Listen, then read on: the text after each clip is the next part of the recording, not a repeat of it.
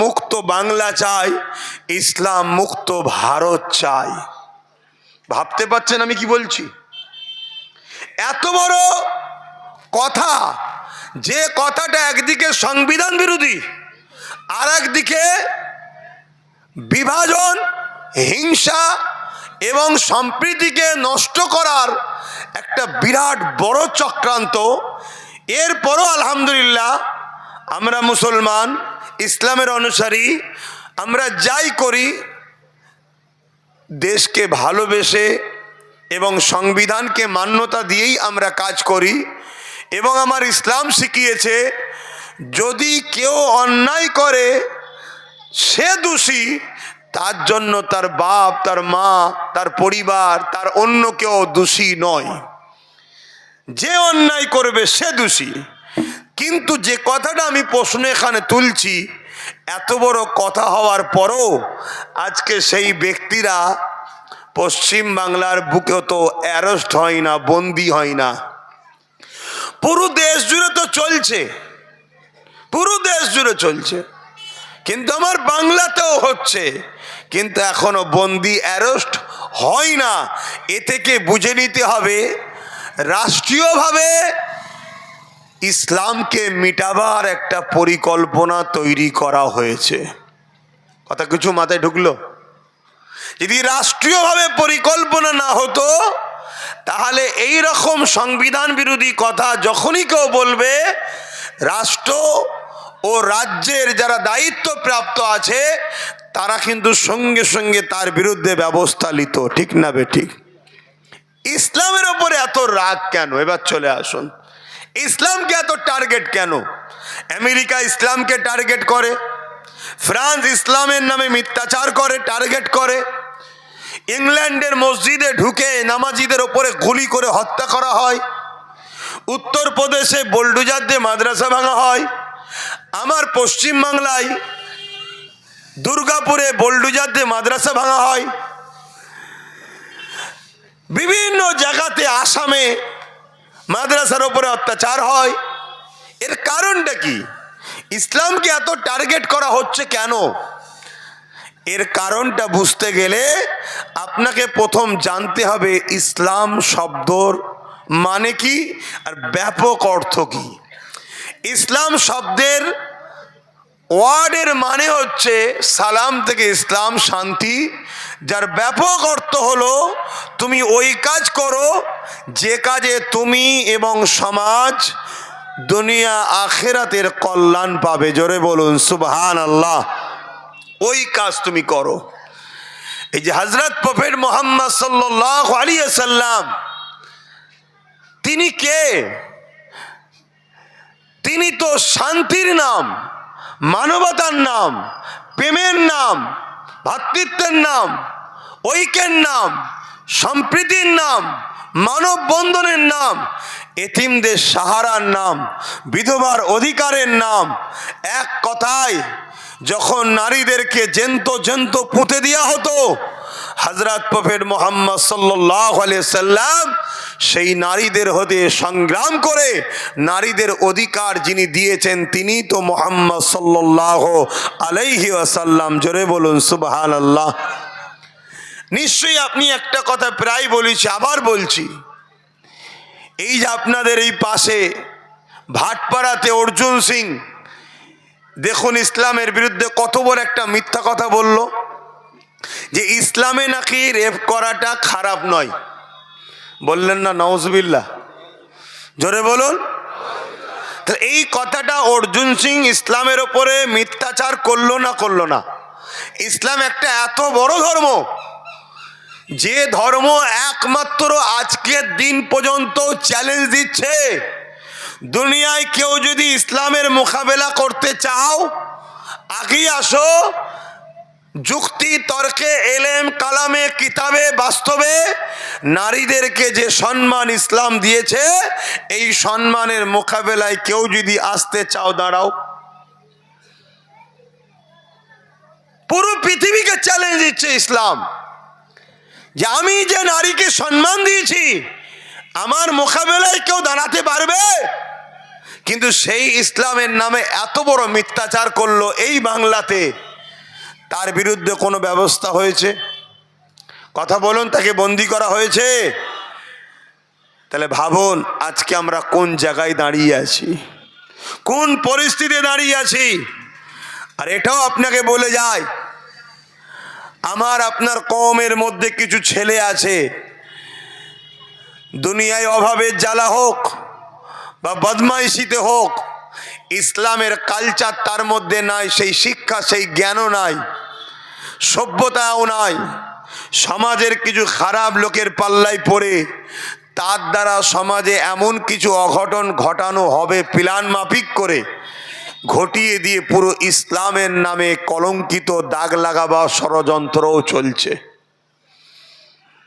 উপরন্তু এই জায়গায় দাঁড়িয়ে থেকে আমি আপনাদেরকে জানিয়ে দিই, ইসলাম যদি বুঝতে চান আব্বাস সিদ্দিকীকে দেখলে হবে না। ইসলাম দুটো জিনিসের ওপরে চলে, একটা হলো কালামুল্লাহ আর একটা হলো হাবিবুল্লাহ। জোরে বলুন সুবহানাল্লাহ। একটা আল্লাহর পাক পবিত্র কোরআন শরীফ, আর একটা হলো মুহাম্মদ সাল্লাল্লাহু আলাইহি ওয়াসাল্লামের লাইফ স্টাইল। এই দুটো হলো ইসলাম। আর এই দুটোর বিরুদ্ধে পুরো পৃথিবীতে আরব খরব কোটি ডলার টাকা খরচ করা হচ্ছে ভুল বার করার জন্যে। পুরো পৃথিবী 20 বছর 30 বছর 40 বছর ধরে রিসার্চ করার পর হাত তুলে দিচ্ছে, দিয়ে বলছে যে মোহাম্মদ রসুলেরও ভুল নাই আর কোরআনেরও ভুল নাই। জোরে বলুন সুবহানাল্লাহ, আরো জোরে বলুন সুবহানাল্লাহ। আজ পুরো আমেরিকা, পুরো ইউরোপ, দুনিয়া সুপার পাওয়ার, যারা সুপার পাওয়ার, যাদেরকে আমার ভারতবর্ষের বড় বড় নেতারা আব্বাজান বলে, আমার দেশের প্রাইম মিনিস্টারও যে আমেরিকাকে যে আব্বাজান বলে, সেই আমেরিকা ইসলামের বিরুদ্ধে লেগেছে। সেই ইউরোপ দুনিয়া ইসলামকে মিটাতে চেয়েছে, কিন্তু আলহামদুলিল্লাহ আজকে তারা দীর্ঘ 80-90 বছর ধরে ইসলামের বিরুদ্ধে লেগে লেগে লেগে লেগে আজকে তারা রিপোর্ট দিচ্ছে কি আগামী 40-45-এর মধ্যে ইউরোপ দুনিয়া আমেরিকা সহ সংখ্যাগুরু হবে ইসলাম। জোরে বলুন সুবহানাল্লাহ। মানুষ দলে দলে ইসলাম কবুল করছে। কারণ কি? 14 বছর 12 বছর 13 বছরের মেয়ে, এত অল্প বয়স, 12 বছর 13 বছর 14 বছর 15 বছর 16 বছরের মেয়ে, সে তার ইজ্জতকে নিজের বাবার হাত থেকে বাঁচাতে পারছে না। 15-16 বছরের মেয়ে, গর্ভের সন্তান, কার? নিজের বাবার, বাঁচাতে পারছে না। তারা কি করে বাঁচবে? আমেরিকা পারমাণবিক বোমা তৈরি করতে পারে, 10টা দেশকে হুমকি দিতে পারে, কিন্তু কারো সংসারকে জুড়তে পারছে না, কারো ইজ্জতকে রুখতে পারছে না, ক্রাইম বন্ধ করতে পারছে না, সন্ত্রাসী বন্ধ করতে পারছে না, দুর্নীতি বন্ধ করতে পারছে না, জুলুম বন্ধ করতে পারছে না, ধর্ষণ বন্ধ করতে পারছে না। তাই তাদের যুবক যুবতীরা, তারা তো জ্ঞানী শিক্ষিত, তারা রিসার্চ করছে কোন জায়গায় গেলে আমরা বাঁচবো। তারা রিসার্চ করে, তাদের গুগল তাদেরই তৈরি করা, তারা তো টেকনোলজির ওপরেই বেঁচে থাকে, তাদের সব কিছু ফেল, তারা সব কিছু থেকেই গাওয়া দিচ্ছে বাঁচতে যদি হয় আখেরি নবী প্রফেট মুহাম্মদ সাল্লাল্লাহু আলাইহি সাল্লামের জীবন আদর্শে জীবন গড়ো। জোরে বলুন সুবহানাল্লাহ। তারা আমার নবীকে রিসার্চ করছে, রিসার্চ করতে করতে তারা আমার নবীর দিবানা হচ্ছে। জোরে বলুন সুবহানাল্লাহ। আর উম্মতে মুহাম্মাদি, আমরা জন্মসূত্রে রসুল পেয়েছি, বাপ মুসলমান, মা মুসলমান, দাদু মুসলমান, দাদি মুসলমান, আমরা রসুলকে রিসার্চ করা ছেড়ে দিয়েছি, নবী নিয়ে চর্চা করা ছেড়ে দিয়েছি। এজন্য আজ আমরা ধ্বংস হয়ে যাচ্ছি। আমাদের কালচারে আছে কি রসুল? বলুন, আমাদের কালচারে আছে কি রসুল? তাই তো আজ আমরা ধ্বংস হয়ে যাচ্ছি।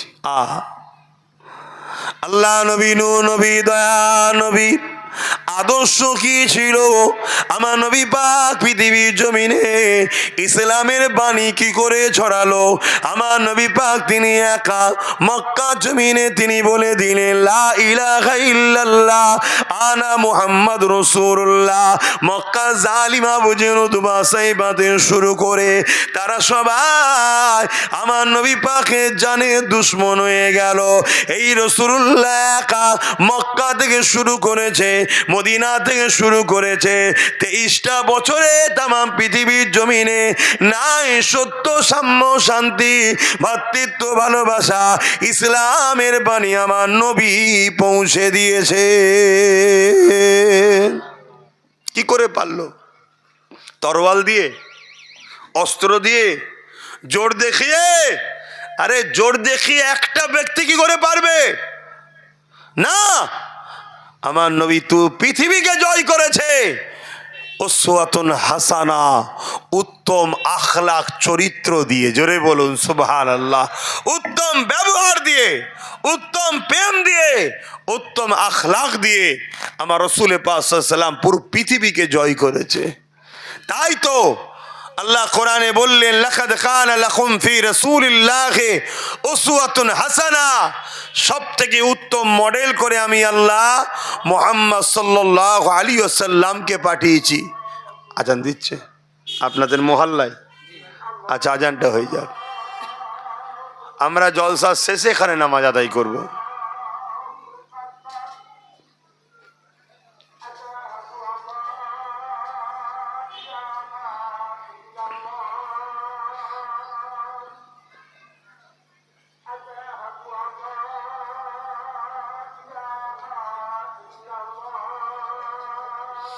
আশহাদু আল্লা ইলাহা ইল্লাল্লাহ।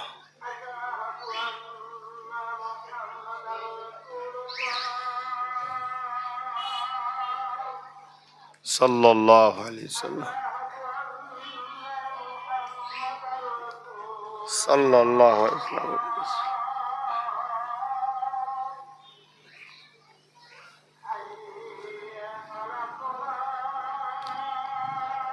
লা হাওলা ওয়ালা কুওয়াতা ইল্লা বিল্লাহ।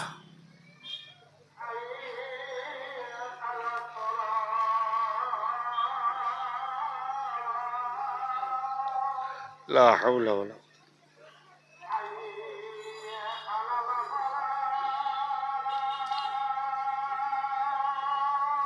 লা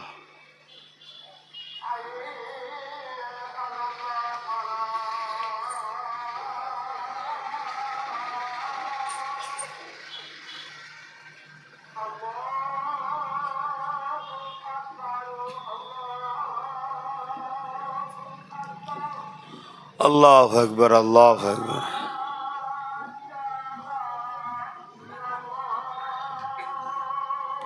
আল্লাহুম্মা লা ইলাহা ইল্লাল্লাহ। দরুদ শরীফ। আল্লাহুম্মা সাল্লি আলা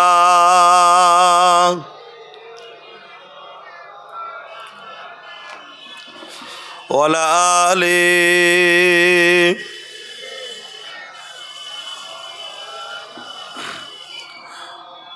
বাপেরা, নওজোয়ান তরুণেরা, আল্লাহ নবীর আদর্শে পৃথিবী মানুষেরা দলে দলে মুগ্ধ হয়ে আমার রাসূলুল্লাহর কথা মতো দ্বীনে ইসলামের মধ্যে তারা প্রবেশ করেছে। এ নওজোয়ানেরা, আল্লাহ নবী, নূর নবী, দয়া নবী এই জমিনের ওপরে যখন নারীদের ওপরে জুলুম হতেছিল, আল্লাহ নবী নারীর বাবাগুলোকে বলতে লেগেছে, কেন তোমরা জ্যান্ত জ্যান্ত মহিলাগুলোকে পুঁতে দিচ্ছ? তারা বলতে লাগলো, মুহাম্মদ, এ নারীদের বাঁচার কোনো অধিকার না, কেন নারী হলো অশুভ, নারীর জন্য কল্যাণ আসে না, এই নারীদের বাঁচার কোনো অধিকার অধিকার নাই। এ মায়ের জাতেরা মন দিয়ে শোনেন, এই জমিনের ওপরে কে মর্যাদা তোমাদের ফিরিয়ে দিয়েছে? এই জমিনের ওপরে আজ থেকে ১,৫০০ বছর আগে নারীদেরকে বাজারে নিলামে তোলা হতো, এমন করে কেনা বেচা হতো আলো পটলের মতো। বাপেরা জেন্ত জেন্ত পুঁতে দিত তাদেরকে।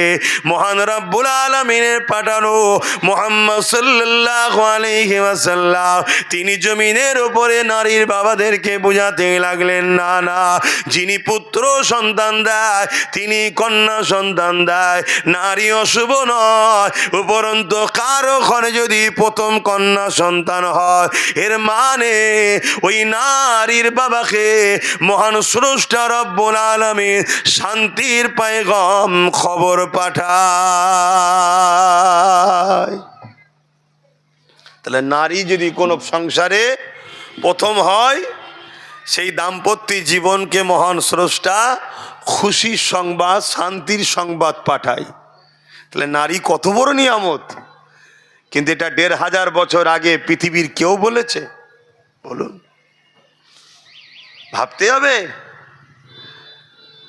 আর আজকে ১,৫০০ বছর আগে সেই ইসলামের বিরুদ্ধে এত মিথ্যাচার, যে এত জঘন্যতম একটা পাপ, যে পাপের শাস্তি ইসলাম কি দিয়েছে? যদি কোনো পুরুষ কোনো নারীকে ধর্ষণ করে, ইসলাম তার শাস্তি কি দিয়েছে? মৃত্যুদণ্ড, গলা পর্যন্ত পুঁতে দাও, পাথর নিক্ষেপ করে করে মারো তাকে, সবাই মারতে মারতে মেরে ফেলো। কেন? যে মায়ের জাতের সম্মান দিতে পারে না, সে পুরুষ সুরাত একটা দুপায়ে পশু ছাড়া অন্য কিছু নয়। অতএব এই পশুর বেঁচে থাকার অধিকার নেই। এটা ইসলাম নারীদেরকে মর্যাদা দিয়েছে। ইসলামের আইন ধর্ষকদের জন্য মৃত্যুদণ্ড। আর আজকে ইসলামের বিরোধী করছে কারা?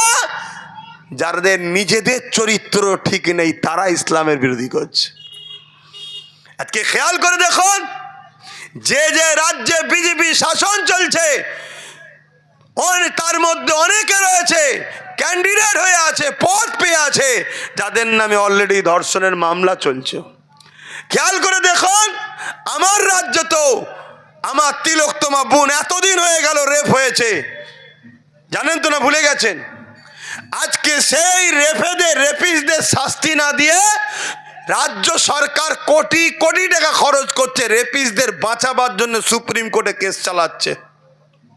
এরা আবার ইসলামের বিরোধী করে।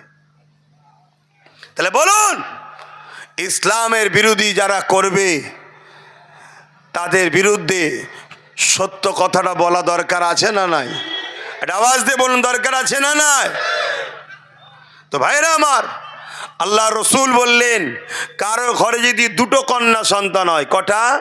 দুটো। আর ওই 2 কন্যা সন্তানের বাবা দুটো সন্তানকে যদি বুঝা না মনে করে, নারী হয়েছে বলে অবহেলা না করে, আল্লাহ দিয়া নিয়ামত মনে করে, তাকে খুশি করে, আদর করে, লালন পালন করে, ভালোবাসা দিয়ে বড় করে তুলে যদি বিবাহ দিয়ে দেয়, আল্লাহ নবী বলছেন, ওই 2 কন্যার বাবা যে নারীকে মহব্বত করে তার কন্যা সন্তানকে লালন পালন করে বড় করলো, আমি রাসূলুল্লাহ ওই বাপকে কিয়ামতের দিন শাফাআত করে জান্নাতে নিয়ে যাব। জোরে বলুন সুবহানাল্লাহ। পুরুষের বেলায় কিন্তু এ খবর দেয়নি যে পুত্র সন্তান হলে শাফাআত করব, এ কথা কিন্তু রসুল বলেনি। কেন? নারী মায়ের জাত বড় দুর্বল হয়, বড় কমজোর হয়, বড় অসহায় হয়। তাই তাটা ভালোবাসার জিনিস, সেটা সম্মান দিবার জিনিস। তাই ইসলাম কি সম্মান দিচ্ছে দেখো। আল্লাহ নবী আরো একটু আগিয়ে গিয়ে বললেন, কারো ঘরে যদি পরপর 3টে কন্যা সন্তান হয়, ওই 3 কন্যার বাবা যদি ওই 3টে কন্যাকে বুঝা না মনে করে, অবহেলা না করে, লালন পালন করে তার যদি বিবাহ দিয়ে দেয়, আমি রসুল পাক সাল্লাল্লাহু আলাইহি ওয়াসাল্লাম বলছি, 3 কন্যার বাবা আর আমি রাসূলুল্লাহ, মন দিয়ে দেখুন, দুটো আঙুল পাশাপাশি দেখাচ্ছে, আল্লাহর জান্নাতে পাশাপাশি থাকবো। জোরে বলুন সুবহানাল্লাহ। এই কথা যখনই বলেছে, এক সাহাবী রসুলের অনুসারী ওখানে বসেছিলেন, তিনি বলতে লাগলেন, হুজুর আমার তো একটি কন্যা, তাহলে এই নিয়ামত থেকে আমি বঞ্চিত হয়ে গেলাম। আল্লাহ রসুল বললেন, না, তোমাকেও বলছি তুমি তোমার কন্যাকে ভালোবাসো, তাকে আদর করো, তাকে মমত ময়া দাও, ভালোবাসা দাও, বাপের প্রেম দাও, তাকে লালন পালন করে বড় করো। আমি রাসূলুল্লাহ বলছি তোমাকেও জান্নাতে নিয়ে যাবো। জোরে বলুন সুবহানাল্লাহ। তাহলে ইসলাম নারীদেরকে কত সম্মান দিয়েছে। এক যুবক এসে বলছে, হুজুর আমার ওপরে সব থেকে বেশি কার হক? আল্লাহ নবী বললেন, তোমার মায়ের। তারপরে কার? তোমার মায়ের। তারপরে কার? তোমার মায়ের। তারপরে কার? তোমার বাপের। অর্থাৎ পুরুষের থেকে, বাপ হলো পুরুষের জাত, নারী ও মা হলো নারীর জাত, পুরুষের থেকে নারীর 3 গুণ মর্যাদা ইসলাম দিয়েছে। জোরে বলুন সুবহানাল্লাহ। আর আজকে এই সম্মান শোনার পরেও আমরা পুরুষরাও বলছি সুবহানাল্লাহ। কে? নারীদের সম্মানের কথা শুনে আমরা খুশি না বেজার? আমাদেরকে রসুল এই ট্রেনিংটা দিয়েছে। মুসলমান ইমানদার কখনো নারীকে অবহেলা করতে পারে না, তুচ্ছ তাচ্ছিল্য করতে পারে না। আরো একটা কথা শুনুন, পৃথিবীতে শ্রেষ্ঠ পুরুষ কে? বলুন, পৃথিবীতে শ্রেষ্ঠ পুরুষ কারা? আল্লাহ নবী শ্রেষ্ঠ পুরুষের বিবেচনা করাটাও নারীর হাতে দায়িত্ব দিয়েছে। কি? আল্লাহ নবী বলছেন, যার স্ত্রী বলবে যে আমার স্বামী ভালো, সে হলো পৃথিবীর শ্রেষ্ঠ পুরুষদের কাতারে। জোরে বলুন সুবহানাল্লাহ। আজকে সেই ইসলামের উপরে কত বড় চক্রান্ত চলছে, আপনারা বুঝছেন আমি কি বলছি? এর জন্য দোষী কারা? আমরা দোষী। আমরা সেই রসুলের আদর্শে আদর্শিত নই। আল্লাহ রসুল দিন দুনিয়ার বাদশাহ হাবিবুল্লাহ জনাবে মোহাম্মদ রাসূলুল্লাহ সাল্লাল্লাহু আলাইহি ওয়াসাল্লাম যখন মক্কা থেকে ইয়াসরিবে চলে গেলেন, মদিনা, পরে নবী যাওয়াতে মদিনা শরীফ হয়েছে, ওখানে সব থেকে বড় বসবাসকারী ছিল ইহুদি, অগ্নি উপাসক, মজুসি, বিভিন্ন ধর্মের মানুষ ছিল মদিনা শরীফে। আল্লাহ নবী তাদের সঙ্গে আলোচনা করলেন যে নিজেরা যদি তোমরা সব মারপিট করো তাহলে তো ক্ষতি হবে। এক গোত্র আর এক গোত্রের সঙ্গে মারপিট করে, এরকম সব মদিনায় যত গোত্র ছিল একে অপরে মারপিট করে। আল্লাহ নবী সব গোত্রকে ডাকলেন, ডেকে তাদের মধ্যে ভাইচারা তৈরি করলেন, বিভিন্ন ধর্মের মানুষের সঙ্গে বিভিন্ন ধর্মের মানুষের বন্ধুত্ব তৈরি করে দিলেন, দিয়ে ভাইচারা করে দিয়ে আল্লাহ নবী বললেন, একটা রাষ্ট্র কায়েম করো, যে রাষ্ট্র কায়েম হলে তবে তোমরা দুনিয়াতে বিজনেস করতে পারবে, দুনিয়াতে তোমাদের ফোকাস তৈরি হবে। সব কিছু রসুল শিক্ষা দিলেন। দিবার পরে তারা বলতে লাগলো যে হুজুর সবই ঠিক আছে, কিন্তু এই রাষ্ট্রের প্রধান কে হবে? আল্লাহ নবী বললেন, তোমাদের মধ্যে থেকে তোমরা একে অপরের মধ্যে থেকে ঠিক করো কে হবে। তখন সবাই বলল, না, আপনার মতো মানুষ থাকতে আমরা অন্য কাউকে রাষ্ট্রপ্রধান মানব না, আপনি হবেন আমাদের রাষ্ট্রের প্রধান। জোরে বলুন সুবহানাল্লাহ। আজকে সেই নবীর উম্মত আজকে আমরা কি করছি দেখুন। আল্লাহ তো আমাদেরকে প্রতিনিধিত্ব করতে পাঠিয়েছে, আমরা তো সমাজের ভুকা মানুষকে খানা খাওয়াতে এসেছি, আমরা নিজেরাই ভিখারি হয়ে বসে আছি। কেন ভিখারি হলাম? নিজের জায়গা ছেড়ে দিয়েছি বলে। তাই আমরা সমাজে নারীদের অধিকার দিতে এসেছি, আর আজকে আমরা তাদের পতাকা নিয়ে ঘুরি যারা নারীদেরকে ভোগের পাত্রী বানাচ্ছে। এ উম্মতে মুহাম্মাদি কিয়ামতের দিনের জবাব কিন্তু আল্লাহর কাছে দিতে হবে। আমি রিসেন্ট দেখছিলাম সোশ্যাল মিডিয়ায়, এক বাবা বলছে, রে নারী তো খেলা করার জিনিস, মজা করার জিনিস। আমার ভারতে বলছে, আমার ভারতবর্ষে বলছে, এক বাবা ধর্মগুরু বলছে। তারা আবার ইসলামের সমালোচনা করে। এর বিরুদ্ধে কোনো মিডিয়াতে হই হই হবে না, এর বিরুদ্ধে কোনো মিডিয়াতে ঘন্টাখানেক একটা প্রতিবাদ বা কিছু আলোচনা হবে না। হবে ওই মুসলিম সমাজের সেজে কিছু কলঙ্কিত ছেলে আমাদের মধ্যে আছে, তাদের দ্বারা কিছু তথাকথিত রাজনীতির নেতারা তাদের রাজনীতির রুটি শাকার জন্য ভুল কাজ করাবে, সেইটা নিয়ে হই হই হবে। আমার কথা আপনাদের অসুবিধা হচ্ছে? ভালো ধরে বোঝেন। তো ভাইরা আমার, আল্লাহ আমাদেরকে কেন পাঠিয়েছে? আমাদেরকে এই জমিনের উপরে অন্যায় মুক্ত সমাজ গড়ার জন্য পাঠিয়েছে, মদ মুক্ত সমাজ গড়ার জন্য পাঠিয়েছে। আজকে মদের কারণে কত ক্রাইম হচ্ছে, কত অ্যাক্সিডেন্ট হচ্ছে, কত পরিবার ধ্বংস হয়ে যাচ্ছে এই মদের কারণে। এই মদ মুক্ত করার জন্য আল্লাহ আমাদেরকে উম্মতে মুহাম্মাদি করে পাঠিয়েছে। আর আজকে আমরা কি করছি? মাতাল সরকারের পিছনে ঘুরে বেড়াচ্ছি। তাহলে বলুন, আল্লাহ আমাদের ওপরে নারাজ হবে না হবে না? আর আল্লাহ যখন নারাজ হবে, চারিদিক দিয়ে মার খেতে হবে। যার জন্য লড়াই করলাম তার হাতেও মার খাচ্ছি, আর যার বিরুদ্ধে লড়াই করেছি সে তো মারবেই। চারিদিক দিয়ে মার খেতে হবে। এখনো সময় আছে, আমার রাসূলুল্লাহ সুন্নাতে জীবন গড়ুন। আল্লাহ নবীকে চেনেন, নবী পাককে প্যার করেন, নবী পাকের আদর্শে জীবন গড়েন। আপনার ধর্মনীতি আমার রাসূলুল্লাহ যেভাবে করেছে, আপনার সমাজনীতি আমার রাসূলুল্লাহ যেভাবে করেছে, আপনার রাজনীতি আমার রাসূলুল্লাহ যেভাবে করেছে। আমার নবী যখন মদিনার রাষ্ট্রপ্রধান হয়ে গেলেন, আল্লাহ নবী মদিনার রাজনীতিতে রাষ্ট্রপ্রধানেতে সনদ তৈরি করলেন। সেখানে রাসূলুল্লাহ লিখে দিলেন, নবী আমার জানিয়ে দিলে ওই সনদের মধ্যে লিপিবদ্ধ হয়ে যায়, কেউ কখনো কারো ধর্মের উপরে জোর করবে না, আঘাত দেবে না। এ শুনছেন? তাহলে আমার দেশের সংবিধান তো সেই অনুসরণ করে চলছে। এই কথা মাথায় আসছে? এ না জওয়ানেরা, আমার নবী পাকের প্রেমিকেরা, আল্লাহ নবী, নূর নবী, দয়া নবী তোমার আমার জন্য মডেল। সেই রাসূলুল্লাহকে চেনো, নবী পাককে প্যার করো, রাসূলুল্লাহর গোলাম হয়ে যাও, রাসূলুল্লাহকে এমন করে নিজের মডেল বলে মানিয়ে নাও, মেনে নাও, রাসূলুল্লাহকে সম্মান করো, তাজিম করো। আমার রাসূলুল্লাহ হলেন আমাদের একমাত্র নেতা। আর আমার রাসূলুল্লাহকে আল্লাহ কি শানওয়ালা লিডার বানিয়েছিল শোনো। শুধু জমিনে নয়, তামাম কায়নাতের উপরে আল্লাহ তিনাকে রাজত্ব করার পাওয়ার দিয়েছে। আমার রাসূল পাক সাল্লাল্লাহু আলাইহি ওয়াসাল্লাম এমন সময় একদিনে দেখা যায় চাঁদের দিকে উংলির ইশারা করেছে, চাঁদ দুটুকরো হয়ে গেছে। সূর্যের দিকে উংলির ইশারা করেছে, সূর্য আবার পুনরায় ফিরে এসেছে। যার আঙুলের ইশারায় চাঁদ দুটুকরো হয়, যার আঙুলের ইশারাতে সূর্য পুনরায় ফিরে আসে, এই রকম ব্যক্তিত্ব তিনি হবে আমাদের একমাত্র মডেল। অন্য কাউকে মডেল বানাওনি, তাহলে দুনিয়া তো ধ্বংস হচ্ছে, আখিরাত তো ধ্বংস হয়ে যাবে। শুনছেন তো আপনারা? কি নিয়ামত আল্লাহ আমার নবীকে করেছে। আমার রাসূল পাক সাল্লাল্লাহু আলাইহি সাল্লাম যখন সূর্যের দিকে ইশারা করেছে, সূর্য পুনরায় ফিরে এসেছে। পৃথিবীর কেউ আছে পারবে? কথা বলেন।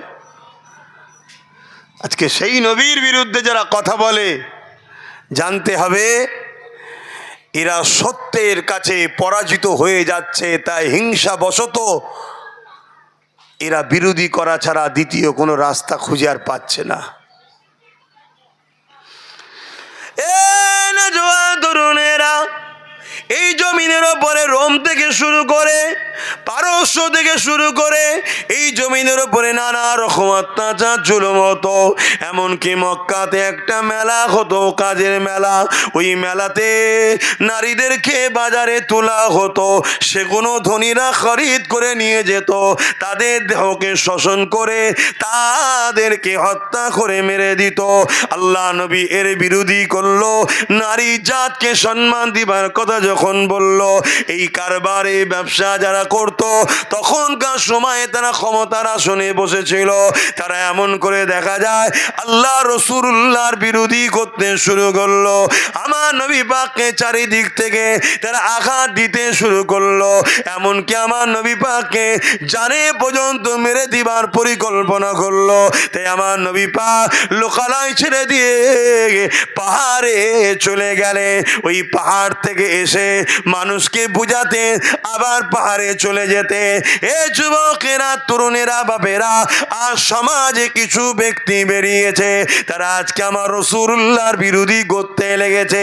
এমন একটা ব্যক্তি সমাজের মধ্যে বিরোধী করছে, কিছুদিন পরে দেখা যাচ্ছে তারাও আজকের দিনে সেই দিনে আবু জেহেল, উতবা, সাইবা যা করেছে, নারীদের দেহ বেশ শোষণ করত, নারীদেরকে নিলামে তুলতো, বিক্রি করত, আজকের দিনেও দেখা যাচ্ছে এরাও সেই কাজের মধ্যে জড়িত হয়ে রয়েছে। নিশ্চয় আপনারা সোশ্যাল মিডিয়ায় দেখছেন, কোন এক বাবা বেরিয়েছিল, বড় বড় কথা বলছিল ইসলামের বিরুদ্ধে। দেখেন না যে মুসলমানদের তো আমি টেনশন দিতে এসছি, দাড়িওয়ালা টুপিওয়ালাদের টেনশন দিতে এসছি।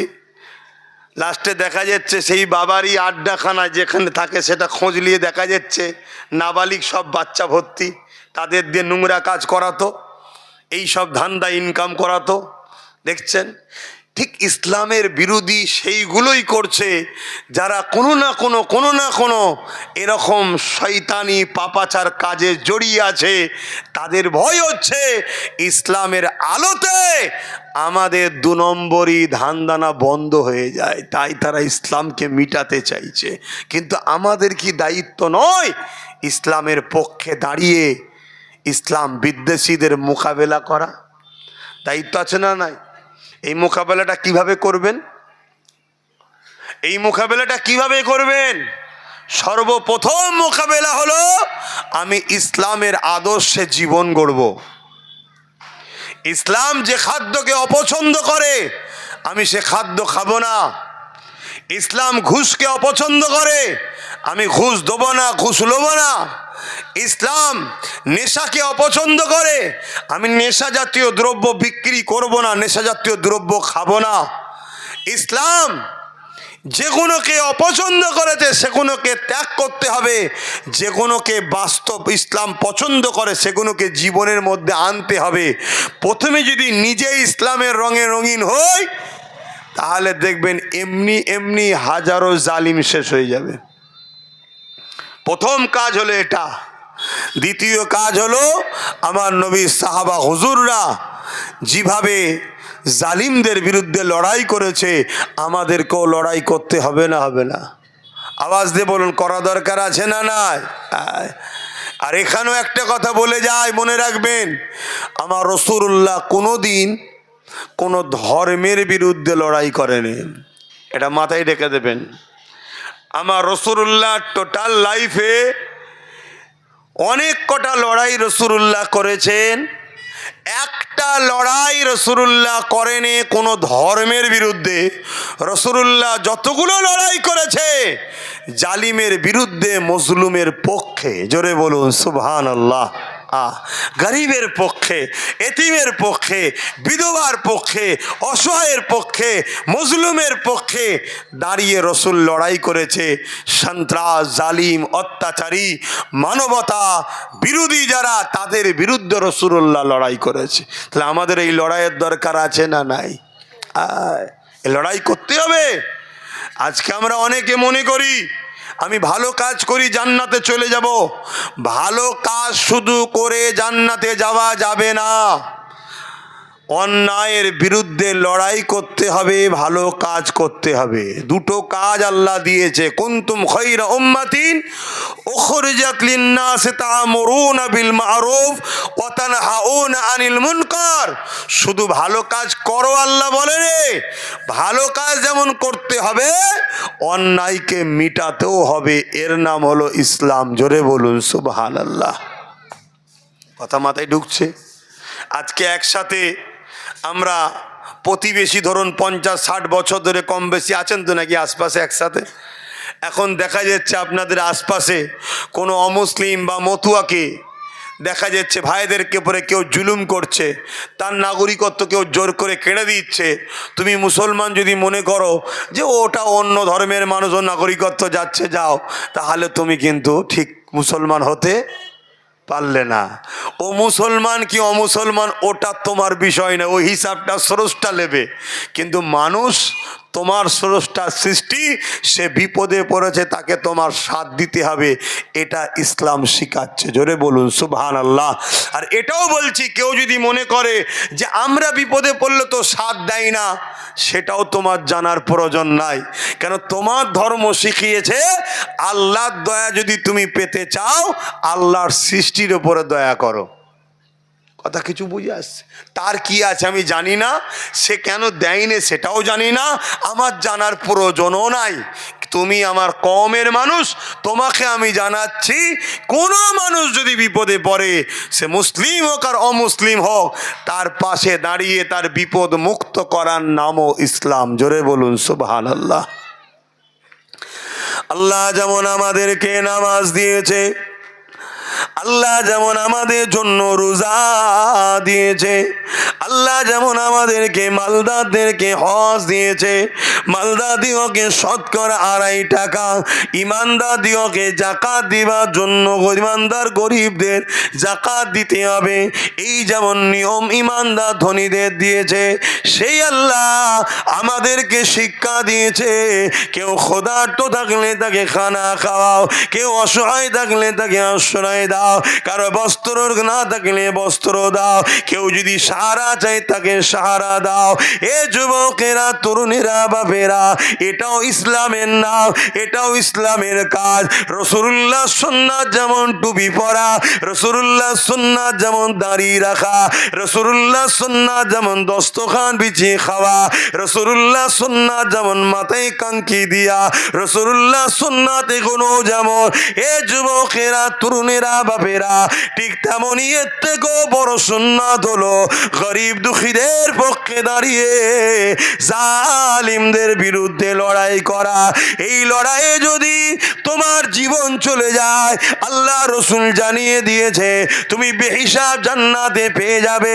কেন? গরিব দুঃখীর পক্ষে দাঁড়িয়ে জালিমদের বিরুদ্ধে লড়াই করা এটা দুনিয়া নয়, এটা হলো ইসলামের কাজ। আর ইসলামের কাজের জন্য যে শহীদ হয়, মারা যায়, আল্লাহ তাকে বেহিসাব জান্নাত দেয়।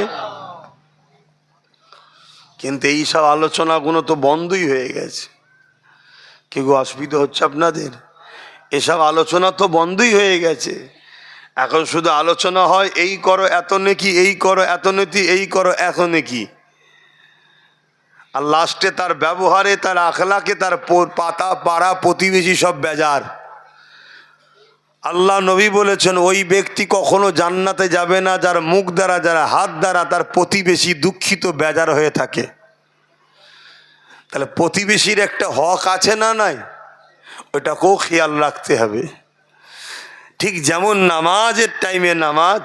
আচ্ছা, আমাদের দৈনিক কি কাজ আল্লাহ দিয়েছে? দৈনিক একটাই তো কাজ দিয়েছে, নামাজ।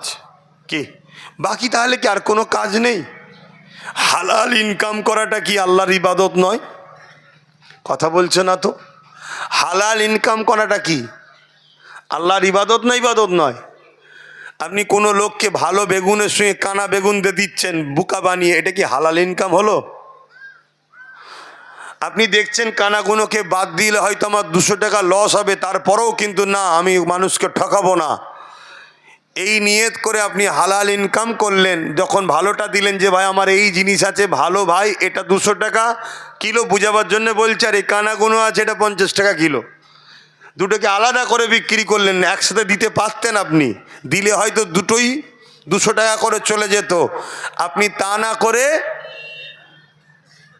আপনি মানুষকে ধোঁকা না দিয়ে হালাল ইনকাম করছেন, কেন আল্লাহ হালাল ইনকাম করতে বলেছে তাই।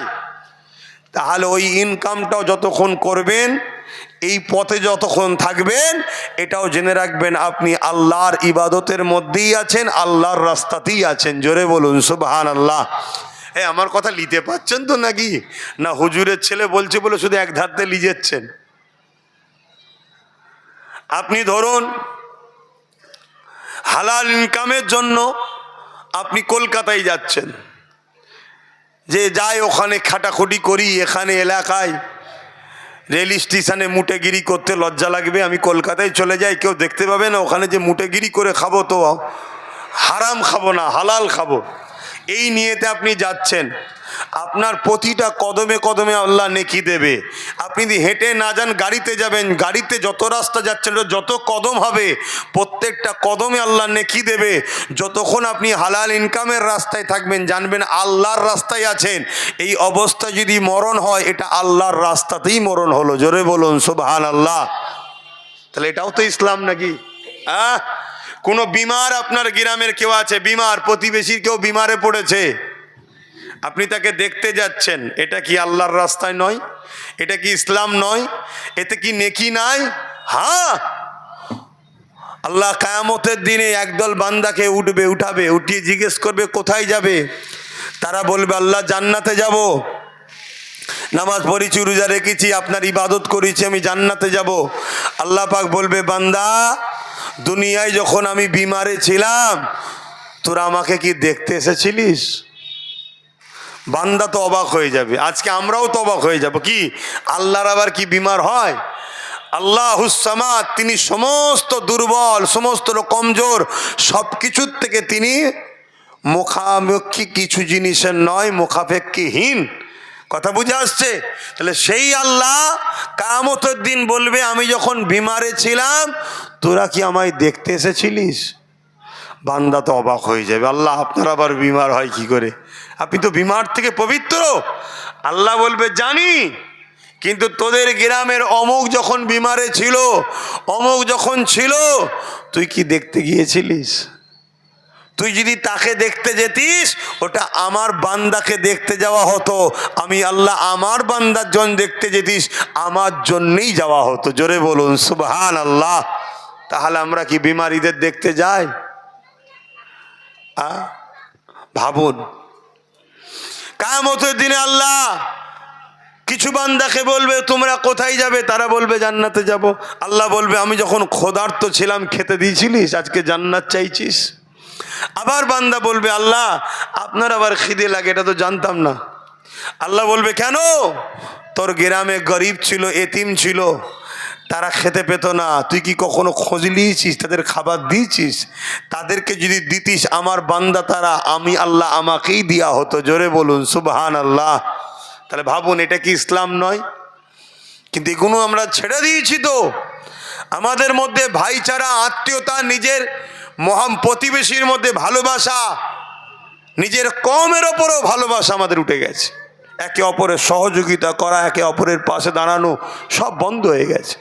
আত্মীয়তা তো শেষ হয়ে গেছে।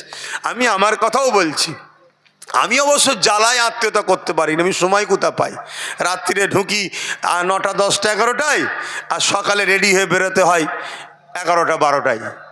তা সময় কোথা পাচ্ছি? আত্মীয়তা করারও সময় পাইনি।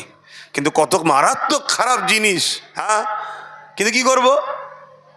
মানুষ জলসা একটা করে করলে মানুষের সঙ্গে সময়ও দেওয়া যায়, একটু ভালো করে কথা বলা যায়, আরও কাজ হয় না। দুটো করে করছি তাও বলছে একটু হাজিরি দিলেই হবে, আরেকটা লেন। কথা বুঝে আসছে? আল্লাহ মাফ করেন, বলুন আল্লাহুম্মা আমিন। আত্মীয়তা করতে হবে, মনে রাখবেন আত্মীয়তা যে করে তার হায়াত আল্লাহ বরকত দেয়। জোরে বলুন সুবহানাল্লাহ। যদি হায়াতের বরকত চান, আত্মীয় স্বজনের বাড়ি যাবেন, কুটুমের বাড়ি যাবেন, বাপকুল মাকুল দাদকুল দাদিকুল যে আত্মীয় স্বজন আছে তাদের বাড়ি যাবেন, একটু বসবেন, দুটো কথা বলবেন। যদি আল্লাহ অর্থ দেয়, আপনি যদি গরিব হন, কিছু নজরানা দিয়ে এলেন, কিছু ফল কিনে নিয়ে গেলেন, তার মন খুশি হয়ে যাবে, সে দোয়া করবে আল্লাহ তোর হায়াত দারাজ করুক, এটাই বলবে তো। হ্যাঁ, আত্মীয়তা করবেন, মানুষের কাছে যাবেন। আল্লাহ আমাদের সকলকে দিন বুঝার তৌফিক দিক, রসুল পাক সাল্লাল্লাহু আলাইহি সাল্লামকে চিনার আল্লাহ তৌফিক দান করে, বলুন আল্লাহুম্মা আমিন। আমার নবী পাক সাল্লাল্লাহু আলাইহি সাল্লাম তিনি সমস্ত মানুষ শুধু নয়, সমস্ত মখলুককে ভালোবেসেছেন। জোরে বলুন সুবহানাল্লাহ। আল্লাহ নবী কেমন ছিলেন একটা ছোট্ট কথা বলি। আল্লাহ নবী একদিন এক পথ দিয়ে যাচ্ছে, রাসূলুল্লাহর কানে একটা সালামের আওয়াজ আসলো, যে সালামটা কোনো মানুষের কথা নয়। এ নওজওয়ানেরা, আল্লাহ নবী সমা মখলুকাতের নবী ছিলেন, এই জন্যে তিনি তামাম মখলুকাতের ভাষা বুঝতেন। হযরতে নবী সুলাইমান আলাইহিস সালামকে আল্লাহ তামাম মখলুকাতের নবী করেছিলেন, এই জন্যে তিনিও সমস্ত মখলুকের ভাষা বুঝতেন। সমস্ত নবীদের মধ্যে যে মুজিজা আল্লাহ দিয়েছে, ওই মুজিজাগুলো আল্লাহ আমার রাসূলুল্লাহর মধ্যেও দিয়েছে। তার থেকে আরো 70 গুণ বেশি মুজিজা আমার রাসূলুল্লাহকে আল্লাহ দিয়েছে। তে আমার নবী পাক একদিন রাস্তা দিয়ে যেতেছিলেন, দূর থেকে একটা জঙ্গল ঝোপের ভেতর থেকে একটা সালামের আওয়াজ আমার নবী পাকের কানে এলো। আসসালাতু আসসালামু আলাইকা ইয়া রাসূলুল্লাহ হাবিবাল্লাহ, এই বলে সালামের আওয়াজ আসতে লেগেছে। আল্লাহ নবী যেদিক থেকে আওয়াজ আসে ওই দিকে নবী আমার আগিয়ে গেলে, আগিয়ে গিয়ে কাছে গিয়ে দেখতে লেগেছে একটা হরিণী বাঁধা রয়েছে, তার গলাতে শিকল দড়ি লাগানো রয়েছে। ওই হরিণীটা আমার রাসূলুল্লাহকে আবার সালাম দিলে নবী পাক বলতে লাগলেন, কি ব্যাপার, কি বলছো তুমি? সেই হরিণী তখন কাঁদো কাঁদো চোখে বলে, ইয়া রাসূলুল্লাহ হাবিবাল্লাহ, আমার ভাষা দুনিয়ার কেউ বুঝবে না, আর আমার ব্যথা দুনিয়ার কেউ বুঝবে না, কিন্তু আমার ভাষাও ব্যথা আপনি বুঝতে পারবেন, কেন আপনি হলেন রাহমাতাল লিল আলামিন। রাহমাতাল লিল আলামিন, তামাম আলমের জন্য রহমত, তামাম আলমের মধ্যে যারা আছে সবার জন্য রহমত। তো হুজুর, আমাকে এক শিকারী বন্দি করেছে, আমাকে এক শিকারী বন্দি করেছে, করে শিকার করতে আরো গেছে। হুজুর, আমার দুটো ছোট ছোট বাচ্চা আছে, আমাকে একটু ছেড়ে দেন, আমি বাচ্চা দুটোকে দুধ পান করিয়ে শেষবারের মতো তার সঙ্গে দেখা করে আমি আবার ফিরে আসব। এই ছেলে বসবে তো, আমি আবার ফিরে আসব। আল্লাহ রসুল বলছে, তুমি যে ফিরে আসবে এর কি মানে আছে? শুনছেন?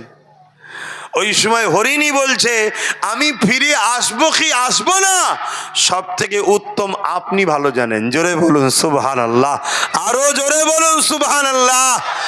একটা হরিণী বলছে, আমি আসবো কি আসবো না আপনি উত্তম ভালো জানেন। আর মৌলানা সাহেব, মুফতি সাহেব বলছে রসুল গায়েব জানে না। কথা মাথায় ঢুকছে? আমার কওমের মধ্যে একটা সমাজ চলছে যারা আমাদেরকে বেঈমান বানাবার পরিকল্পনা করছে। আরে আমার রসুল গায়েবের খবর জানে, কিন্তু রসুলকে জানিয়েছেন আল্লাহ। জোরে বলুন সুবহানাল্লাহ। আর আমার আল্লাহ হলেন গায়েবের খবরের মালিক। কথা বুঝে আসছে তো ভাইরা আমার? হরিণীকে রাসূলুল্লাহ ছেড়ে দিলেন। আচ্ছা, হরিণীকে ছেড়ে দিয়ে রসুল তো চলে যেতে পারতেন, শিকারী তো ওখানে নেই, কেউ জানতে পারতো? কে মুহাম্মদ সাল্লাল্লাহু আলাইহি ওয়াসাল্লাম, শোনো, আদর্শ দেখো আমার রসুলের। না, হরিণী কে ছেড়ে তো দিল, রাসূলুল্লাহ ওখানে দাঁড়িয়ে আছে। কেন? যে শিকারী সে এসে পেরেশান হবে, কি হলো, কোথায় গেল, খুঁজবে, কষ্ট পাবে, নানা রকম কথা বলবে। তাই রাসূলুল্লাহ সেখানে দাঁড়িয়ে রয়ে গেলেন। হরিণী, রাসূলুল্লাহর কি অন্য কাজ ছিল না? ছিল না, দাঁড়িয়ে রয়ে গেলেন। হরিণী শিকারী আসছে, এসে আমার রসুলকে জিজ্ঞেস করছে, এখানে একটা হরিণ বাঁধা ছিল, আপনি কি দেখেছেন? আল্লাহ রসুল বলছে, হ্যাঁ, সে আমাকে বলেছে তার দুটো বাচ্চা আছে, দুধ পান করিয়ে আবার আসবে, তাই আমি তাকে ছেড়ে দিয়েছি এবং দাঁড়িয়ে আছি, তোমাকে মেসেজটা দেবো, চিন্তা করুনি, হরিণটা আসবে। সে তো আমার রাসূলুল্লাহর পা থেকে মাথা পর্যন্ত দেখছে যে হরিণ আবার ইনার সঙ্গে কথা বলেছিনি কে। আজকে এই কথা শোনার পরে অনেক মানুষ বলতে পারে যে হরিণ আবার কথা বলছে। কেন? টিয়া পাখি কথা বলে না? কাকাতুয়া কথা বলে না? তোমার আমার সাথে যদি থেকে এ কথা বলতে পারে, দোনো জাহানের সুলতান, নবীদের নবী, যে আল্লাহ তোমাকে আমাকে এমন ভাষা দিয়েছে একে অপরে বুঝছি, সেই আল্লাহ তার বন্ধুকে সমস্ত মখলুকের ভাষা বোঝার ক্ষমতা দিয়েছে। জোরে বলুন সুবহানাল্লাহ। তো ভাইরা আমার, আরে এ তো জানওয়ালা জীব কথা বলছে, বুখারী শরীফের হাদিস, আমার নবী পাক সাল্লাল্লাহু আলাইহি সাল্লাম যে শুকনো খেজুর গাছের উপরে হেলান দিয়ে ঠেক দিয়ে খুতবা পড়তো, ওই উস্তুনে হান্নানা আমার রসুল পাক সাল্লাল্লাহু আলাইহি সাল্লামের সঙ্গে কেঁদে কেঁদে কথা বলেছে। জোরে বলুন সুবহানাল্লাহ। আমি ওদিকে যাচ্ছি না। আমার রসুলকে চেনো যুবক, আমার নবীর আদর্শে জীবন গড়ো, আমার নবীকে একমাত্র লিডার বলে মানো। নবী যেটা করতে বলেছে করো, যেটা ছাড়তে বলেছে ছাড়ো। তাতে দুনিয়া তোমার বিরুদ্ধে যদি থাকে তাও তার দিকে তাকাতে যেও না। বিজয় দিনের শেষে তোমারই হবে, 100%ই হবে। জোরে বলুন সুবহানাল্লাহ। তো ভাইরা আমার, তো ওই সময় দেখা যায় ওই ব্যক্তি আমার রসুল পাক সাল্লাল্লাহু আলাইহি সাল্লামের সঙ্গে একটু গরম মিজাজে কথা বলতে লাগলো। আপনি কি বলছেন? একটু গরম মিজাজে কথা বলতে লাগলো। আল্লাহ নবী কিন্তু তার সঙ্গে মোচকে নরম মিজাজেই কথা বলছে, মোচকে হেসে, যে বাবা হ্যাঁ আসবে আসবে, সে বলেছে আসবে। আর আমার রাসূলুল্লাহ তো জানে আসবে। জোরে বলুন সুবহানাল্লাহ। এখানে বাবু বলে কে আছেন? তেনার বাড়িতে অসুস্থ, একটু যান, বাড়িতে ডাকছে, একটু বাড়িতে অসুস্থ আছে, চলে আসেন সামনে দিয়ে যান। বাবলু মল্লিক, বাবলু মল্লিক কে আছে? তো ওইটাই বলতে ভালো হতো না আগে। আব্দুর রাজ্জাক মল্লিক কে আছে? তার ভাইয়ের নাম ডাকছে। আরে বাবা সময় নেই, দাঁড়াই বলো। ও তো ভাইয়ের আমার কি কথা বলছিলাম? নিচখানে সে কথা বলিস কেন?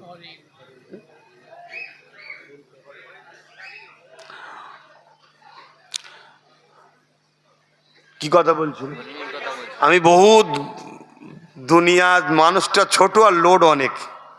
কথা বুঝলে, মানুষটা ছোট, লোড অনেক। একটু লাইন ক্রস হয়ে গেলে আবার ফিরে আসতে গন্ডগোল হয়ে যায়, অন্য লাইনে তার লেগে যায়। তা আল্লাহ রসুলকে ও একটু মিজাজের সঙ্গে কথা বলছে। রসুল তখন বললেন, আমার রাসূলুল্লাহ তখন বললেন, যদি হরিণ না আসে আমি তো চলে যাচ্ছি না, হরিণের পক্ষে থেকে আমি নিজে জিম্মেদার হচ্ছি, আমি জিম্মেদার হচ্ছি। তুমি বিনিময় চাও বিনিময় দেবো, আর নচেত যেভাবে বলবে আমি হরিণের পক্ষে থেকে জামিনদার হয়ে নিজেকে জিম্মেদার করলাম। বলুন সুবহানাল্লাহ, একটু বলুন না সুবহানাল্লাহ। দেখো, একটা অবলা পশু তাকে ছেড়ে দিয়ে চলে যেতে পারত, সেখানে দাঁড়িয়ে থেকে হরিণের পক্ষ থেকে রসুল নিজেকে জিম্মেদার করছে যে আমি আছি, তো আমি জামিনদার হচ্ছি তার। ভাবুন, যাকে আল্লাহ দোনো জাহানের বাদশা বানিয়েছে, দোনো জাহানের সুলতান, যে যার জন্য জান্নাত তৈরি, যার শরীরের পাসিনা গোলাপ ফুলের পাপড়ি থেকে যে খুশবু বেরোচ্ছে তার পাসিনার ওসিলাই বেরোচ্ছে, সব কিছু যার নূর থেকে তৈরি, সেই নবী পাক সাল্লাল্লাহু আলাইহি ওয়াসাল্লাম তিনি দাঁড়িয়ে আছে। আহা, এমন সময়েতে দেখা যাচ্ছে ওই শিকারী তখন একটু ঠান্ডা হয়েছে। কিছুক্ষণ অপেক্ষা করার পর হরিণী তখনও আসছে না। শিকারী আবার বলছে, দেখো হরিণ কখনো চলে গেলে জঙ্গলের পশু ছড়া দেয়, কেউ কি কারো জানকে দেয় নাকি আবার? আল্লাহ রসুল বলছে, দেখো বাবা আসবে বলেছি, আসবে। জোরে বলুন সুবহানাল্লাহ। হঠাৎ করে দীর্ঘক্ষণ কেটে যাবার পর ওই শিকারী দেখতে লেগেছে হরিণীটা শুধু একা আসছে তা নয়, সঙ্গে দুটো ছোট ছোট বাচ্চা, যে দুটো বাচ্চার কথা বলেছিল দুধ পান করিয়ে চলে আসবো, সেই দুটো বাচ্চাও সাথে আসতে লেগেছে, এবং বাচ্চা দুটো বড় আনন্দে খুশিতে আসতে লেগেছে, এবং হরিণীও আগে আগে আসতে লেগেছে। এই দৃশ্য দেখে শিকারী উঠে দাঁড়িয়ে আমার রাসূলুল্লাহকে তাজিম করতে লেগেছে। কেন? তিনি তখনও জানতেন না, এ যুবকেরা, তরুণেরা, বাপেরা, ওই সময় হরিণী এসে হাজির হয়ে যায়। ইয়া রাসূলুল্লাহ, হাবিবাল্লাহ, আমি ফিরে এসেছি, কথা দিয়েছিলাম, আল্লাহ নবী বলেছিলেন বাচ্চা দুটোকে ভালো করে দুধ পান করিয়ে দাও। ওই সময় হরিণী বলতে লেগেছে, ইয়া রাসূলুল্লাহ, হাবিবাল্লাহ, আমি যখন বাচ্চাগুলোকে গিয়ে বললাম বাবা আমি শিকার হয়ে গেছি, আমাকে বন্দি করা হয়েছে, রাসূলুল্লাহ জামিন করে দিয়েছে আমাকে, তিনি দাঁড়িয়ে আছে, না জানি জালিম শিকারী তার সঙ্গে দুর্ব্যবহার করতে পারে। বাবারে তোমরা দুধ পান করে নাও, আমি ফিরে তাড়াতাড়ি যেতে চাই। যখনই শুনেছে বাচ্চা দুটো আপনি জিম্মেদার হয়ে মাকে ছেড়েছে, ইয়া রাসূলুল্লাহ হাবিবাল্লাহ, আমার বাচ্চা দুটো দুধ পান করতে চায় না। তারা বলতে লেগেছে, মারে কি ভুল করে ফেললে, কাকে জামিনদার করে রেখে এসেছো, যার জন্য কায়নাত আল্লাহ বানিয়েছে, কত বড় অন্যায় হয়ে গেছে। জলদি করে চলেন মা, দুধ পান করবো না, জলদি করে চলে। ইয়া রাসূলুল্লাহ হাবিবাল্লাহ, এই বাচ্চা দুটো দুধ পান করেন। এ যুবকেরা, তিনি হলেন মুহাম্মদ রাসূলুল্লাহ, তিনি তোমার আমার নেতা, যিনি আজ রওজা মুবারকে তোমার আমার জন্য কাঁদছে। মনে রেখে দিও, মুহাম্মদ সাল্লাল্লাহু আলাইহি ওয়াসাল্লাম শুধু মুসলমানদের নয়, তিনি মনুষ্য জাতির জন্য রসুল হয়ে এসেছে। মুহাম্মদ রাসূলুল্লাহ যতটা মুসলমানদের ততটা সমস্ত ধর্মের মানুষের তিনি। কিন্তু তুমি আমি তিনাকে উস্তাদ বলে, রসুল বলে যদি মেনে নি, বা যে মানবে সেই কিন্তু দুনিয়া আখিরাতের নাজাত পেয়ে যাবে। মুসলমান ঘরে জন্ম হয়ে রসুলকে যদি মডেল হিসাবে না মানে, সে নাজাত পাবে না। অমুসলিম ঘরে জন্ম হয়ে রসুলকে যদি মডেল মেনে নেয়, সে জান্নাত চলে যাবে। রসুল সবার, শুনছো তো, রসুল সবার জন্য এসেছে মডেল হয়ে। তা ওই সময়তে এই দৃশ্য দেখে শিকারী তো এবারে হাত জোর করছে, পায়ে পড়তে যাচ্ছে। আল্লাহ রসুল বলছেন, না বাবা, তুমি আমায় চেনো না, তাই একটু তুমি মিজাজে কথা বলেছো, আমি রসুল কিছু মনে করিনি, আমি কিছু মনে করিনি, আমি মুহাম্মদ কিছু মনে করিনি। তখন শিকারী বলছে, আপনি আমায় ক্ষমা করেন, বিনিময়ে এই আমার যে বন্দি করা শিকারী ছিল, ওটা তো আমার বন্দি, আমি হরিণটাকে আপনাকে গিফট, নজরানা, তোহফা দিতে চাই। আল্লাহ রসুল বললেন, যদি সত্যি তুমি আমায় খুশি করতে চাও, তাহলে আমি রসুল চাই এই মা হরিণকে তার বাচ্চার সঙ্গে আজাদ করে দাও। জোরে বলুন সুবহানাল্লাহ, আরো জোরে বলেন। যখন এই কথা রাসূলুল্লাহ বললেন, ওই শিকারী চোখে পানি এসে গেল। কে আপনি, এত দয়া আপনার, কে এত আপনি, আপনার মনে এত মায়া। ওই সময়তে সেই হরিণীটাকে যখন আজাদ করে দিল, হরিণী এবং বাচ্চা দুটো আনন্দে লাফাতে লেগেছে, আর জবান দিয়ে বলছে, আশহাদু আল্লা ইলাহা ইল্লাল্লাহু ওয়া আশহাদু আন্না মুহাম্মাদান আবদুহু ওয়া রাসূলুহু। হরিণীও সাক্ষী দিচ্ছে, আল্লাহ ছাড়া কোনো ইলাহ নাই, আল্লাহ ছাড়া কোনো মাবুদ নাই। আরো সাক্ষী দিচ্ছি, মুহাম্মদ সাল্লাল্লাহু আলাইহি ওয়াসাল্লাম আপনি আল্লাহর প্রেরিত রাসূল ও আল্লাহর বান্দা। এই কথাটা শোনার সাথে সাথে ওই শিকারীও বুঝতে পেরে গেছে ইনি অন্য কেউ নয়। তাই শিকারীও বলতে লেগেছে, আশহাদু আল্লা ইলাহা ইল্লাল্লাহু ওয়া আশহাদু আন্না মুহাম্মাদান আবদুহু ওয়া রাসূলুহু। ইয়া রাসূলুল্লাহ, বিয়াদবি মাফ করবেন, চিনতে পেরে গেছি আপনি হলেন আল্লাহ রসুল, আল্লাহ ছাড়া কোনো মাবুদ নাই সাক্ষী দিলাম, এবং আপনাকে আল্লাহর রসুল বলে ঈমান নিয়ে এলাম। আল্লাহু আকবার, আল্লাহু আকবার। ইনি হলেন আমাদের রসুল, ইনি হলেন আমাদের নেতা। আহা, আমার নবীকে কত দিক দিয়ে অপমান করার চেষ্টা করেছে, আমার নবী কখনো কারো প্রতিশোধ নেননি, কিন্তু আমার নবী লড়াই করেছে বদরে, ওহুদে, বিভিন্ন যুদ্ধের ময়দানে। কি জন্যে? গরিব দুঃখী অসহায় জালিম মানুষদের জন্যে, সন্ত্রাসবাদ অত্যাচারী শাসকদের বিরুদ্ধে আল্লাহ নবী গরিবের মুখে হাসি ফুটাবার জন্য লড়াই করেছে। জোরে বলুন সুবহানাল্লাহ। তাহলে আমরা লড়াই করবো না, করবো না? জোরে বলুন। আমাদের লড়াই হিন্দুদের বিরুদ্ধে থাকবে না, আমাদের লড়াই আদিবাসী, দলিত, সাঁওতাল, বাগদি কোন ধর্মের বিরুদ্ধে আমাদের লড়াই নয়। অন্য কেউ বলতে পারে যে মুসলমান বেড়ে যাচ্ছে, ধর্ম খাতরায় পড়ে যাচ্ছে, ওটা অন্য কেউ বলতে পারে। আমাদের লড়াই থাকবে মানবতার পক্ষে, মজলুমের পক্ষে, গরিবের পক্ষে, এতিমের পক্ষে, বিধবার পক্ষে, অসহায়ের পক্ষে, একটা হিন্দু বোনের জন্য যদি পুরো একটা দেশের সঙ্গেও লড়াই করতে হয় তাও লড়াই করতে আমরা রাজি আছি, ঠিক না বেঠিক? ও কোন ধর্মের দেখবো না, মানবতার দৃষ্টিকোণ থেকে আমরা তার পক্ষেও দাঁড়িয়ে লড়াই করব, এর নাম ইসলাম। জোরে বলুন সুবহানাল্লাহ। ইতিহাস পড়েন না? এরকমও তো আমাদের অনেক পূর্বপুরুষরা লড়াই করেছে, গায়ের মুসলিম বোনেদের ইজ্জত বাঁচাবার জন্য লড়াই করেছে, ইতিহাস পড়েননি? তো যাক, এখন নামাজের দিকে আমাদেরকে যেতে হবে আবার, আর ইতিহাস বলার সময় নেই। তো যাক, সংক্ষেপ সময় এইটুকুই আমি বুঝাতে চাইলাম।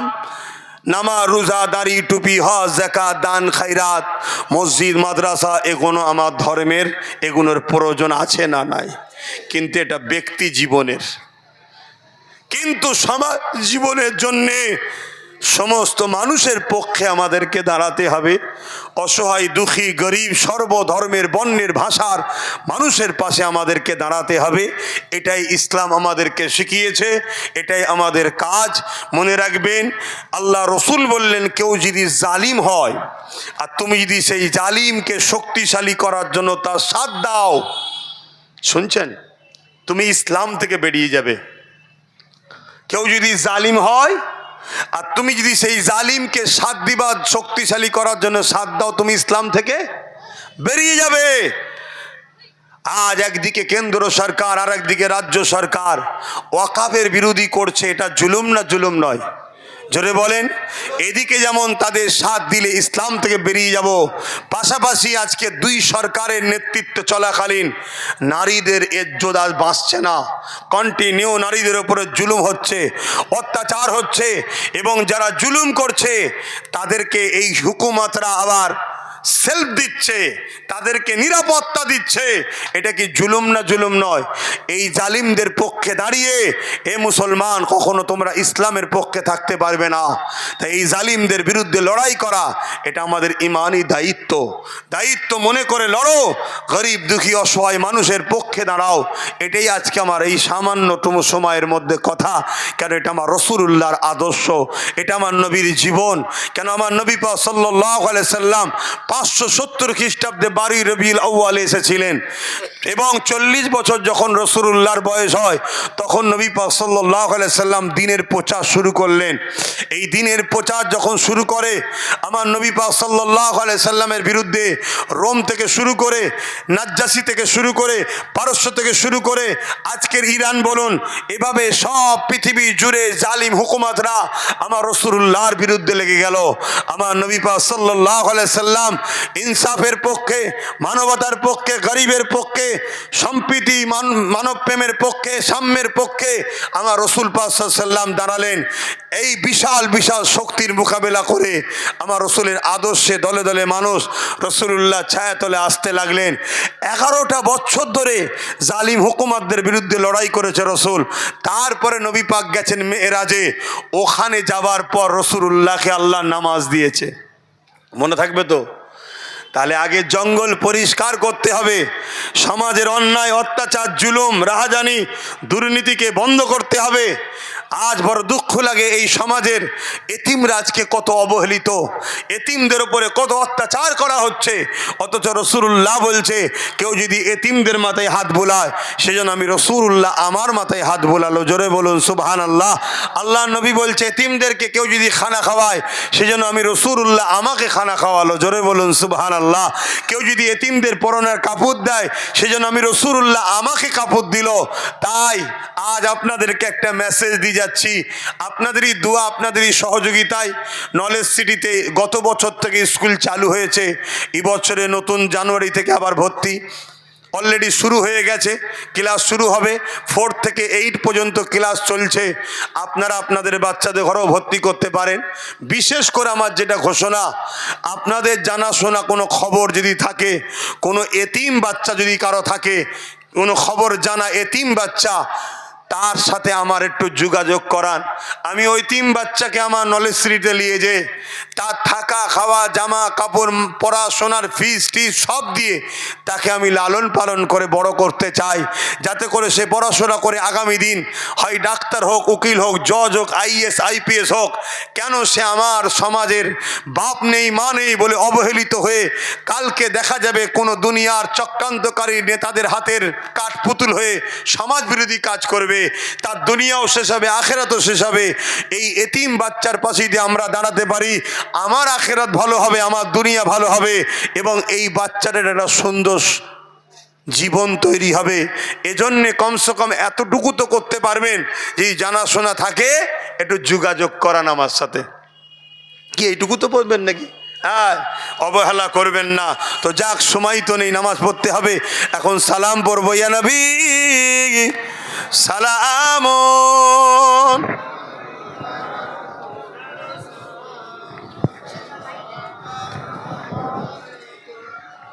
তুমি প্রতি বছর মাইক দাও, এই বছর আমি সেটিং করেছো কেন?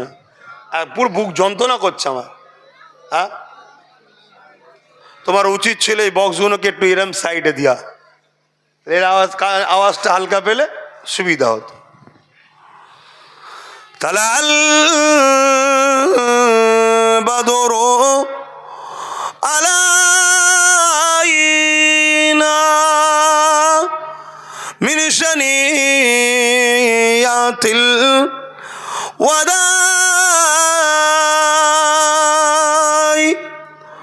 ওয়াজাবা শুকরু আলাইনা মা দাগা লিল্লাহ আহিদাই ইয়া নবী সালামুন ইয়া রাসূল ইয়া হাবিব সালাম।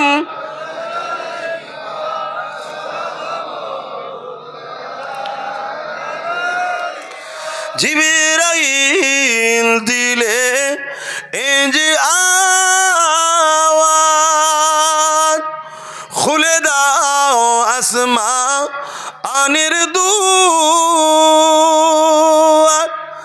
এসেছেন নবী ঈদের সরদার, করিতে আল্লাহ আরো দিদার, ইয়া নবী সালামুন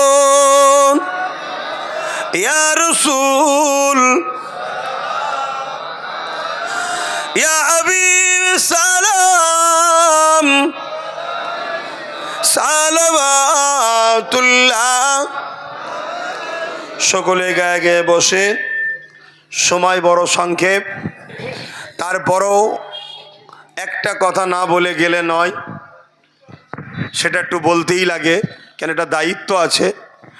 আমার নামে নানা রকম মিথ্যাচার চলছে, আমার ফটোকে এআই করে কাটিং করা হচ্ছে, বিকৃত করা হচ্ছে, তারপরে আমার অজকে কাটিং করে সমাজের বুকে ছোট ছোট করে ছাড়ছে, যার মানেটাই ভুল হয়ে যাচ্ছে বা উদ্দেশ্যটাই ভুল হয়ে যাচ্ছে।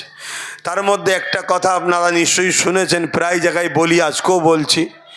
একটা ছোট্ট বক্তব্য ছেড়েছে আব্বাস সিদ্দিকী, বলছে টিএমসিকে ভোট দেওয়া হারাম, ভোট দিলে ইমান চলে যাবে। শুনেছেন আপনারা? রাবাজদান শুনেছেন তো? এটা কিন্তু এইটুকু বলিনি আমি, অনেক বড় কথা আছে। আর অ্যাকচুয়ালি আমি বলেছি কি সেটা জানতে হবে। অ্যাকচুয়ালি আমি বলেছি মুসলিম শরীফের একটা হাদিসের কথা এবং ওয়াকাফ সম্পদকে নিয়ে বলেছি। আমি বলেছি মুসলিম শরীফের হাদিসের মধ্যে আছে, আল্লাহ রসুল বলছেন অন্যায় দেখলে হাত দিয়ে রোকো, অর্থাৎ অন্যায়কে হাত দিয়ে রুখে দাও, অন্যায় করতে দিও না, হাত দিয়ে রুখে দাও। যদি হাতে রুখতে না পারো মুখ দিয়ে প্রতিবাদ করো, যদি মুখে প্রতিবাদ করতে না পারো অন্তর থেকে ঘৃণা করে সরে যাও। এই অন্তর থেকে ঘৃণা করে সরে যাওয়া এটাও ঈমান আছে, কিন্তু দুর্বল। তাহলে অন্যায় দেখলে এই তিনটের মধ্যে কোনোটা যদি আপনার মধ্যে না থাকে তাহলে আপনার মধ্যে ঈমান নেই। অন্যায় হচ্ছে হয় হাত দিয়ে রুখবে, যদি এই খসলত না থাকে, এই গুণ না থাকে, তাহলে মুখ দিয়ে প্রতিবাদের গুণ থাকা দরকার। তাও যদি না হয় অন্তর থেকে ঘৃণা করে দূরে সরে যাওয়া দরকার। তা না করে আজ কেন্দ্র সরকার ওয়াকাফ কালা কানুন তৈরি করেছে, মসজিদ মাদ্রাসা কবরস্থান ঈদগাহ খানকা ওয়াকাফ কেলে নিতে চাইছে। এটা ঠিক করছে না অন্যায় করছে? এই যেমন এসআইআর করে আজকে বহুত মানুষের নাম বাদ দিয়ে সব ইদিক উদিক হচ্ছে না, হয়নি? এটা ঠিক করছে না অন্যায় করছে? ঠিকভাবে তো হয়নি। ঠিকভাবে যদি হতো আলাদা কথা, এ তো মানুষের উপর জুলুম করা হচ্ছে। তো যাই হোক, তা এই যে ওয়াকাফকে যে মিটিয়ে দিতে চাইছে, অন্যায় করছে। তাহলে রাসূলুল্লাহর হাদিস, তাহলে হাত দিয়ে রোকো। যদি হাত দিয়ে রুখতে না পারো মুখ দিয়ে প্রতিবাদ করো, তা না পারো অন্তর থেকে ঘৃণা করে দূরে সরে যাও। কিন্তু তা না করে কোনো মুসলমান যদি বিজেপিকে ভোট দেয়, তার ইমান থাকবে? কথা বলছেন না কেন?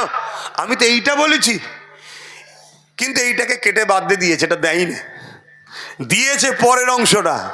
তারপরে আমি কি বলেছি, ওই কেন্দ্র সরকারের বিরুদ্ধে যখন আমরা আন্দোলন করতে নামবো বা নেবেছি, রাজ্য সরকারের পুলিশ, রাজ্য সরকার আমাদেরকে জেলে দিয়েছে, আমাদের অনেককে কেস দিয়েছে, অনেককে আবার বলেছে দিল্লি গিয়ে আন্দোলন করো, বলেছে না বলেনি?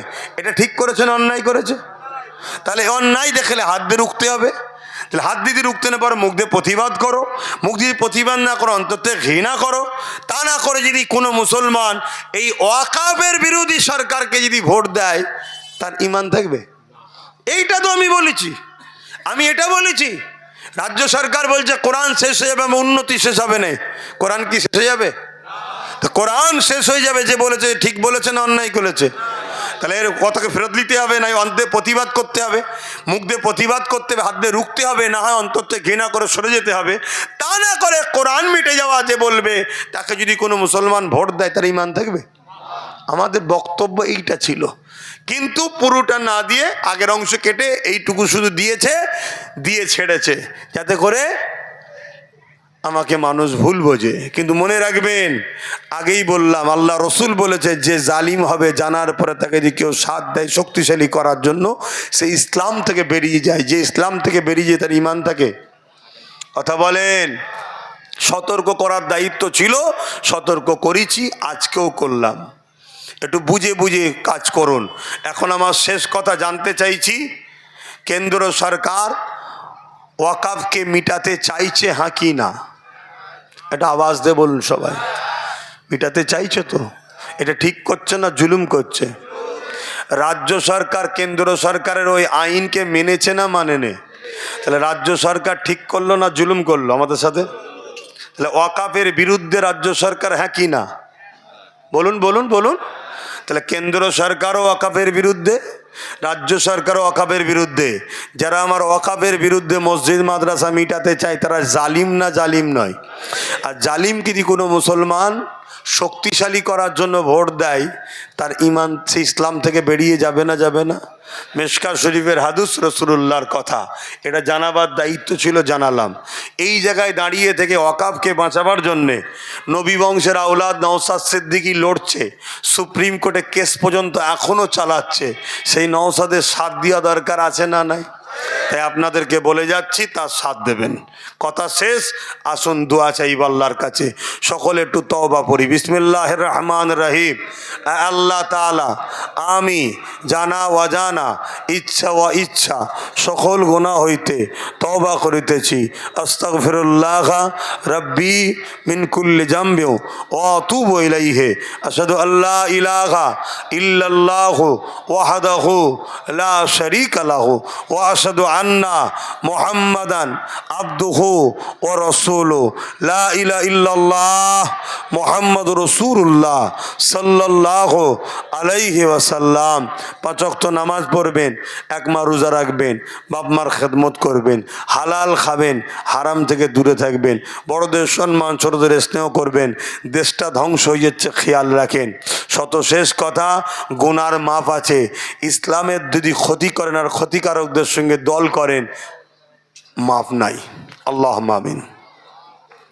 আয় আল্লাহ, হাবিবের খাতির রহমত করে, দয়া করে, মেহরবানি করে আল্লাহ প্রতি বছরের না এবছর এই মাহফিলকে আপনি কবুল করেন। আল্লাহ এ মাহফিলে আগত মেহমানদের আপনি কবুল করেন। আল্লাহ আয় আল্লাহ, যে যেখান থেকে এসেছে প্রত্যেক আশা বসাকে কবুল করেন। যদি কিছু সওয়াব দেন, আমার নূর নবীর সওয়াবখানা পৌঁছে দিন। হুজুর আব্বা জান আম্মা